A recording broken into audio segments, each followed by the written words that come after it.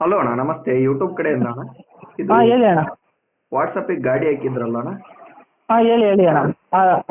Tata Indica ಅಲ್ವಾ ಅಣ್ಣ ಇದು? ಹಾಂ ಟಾಟಾ ಇಂಡಿಕಾ ಅಣ್ಣ. ಮಾಡಲ್ ಯಾವ್ದಣ್ಣ ಇದು? ಅಣ್ಣ 2015. 2015.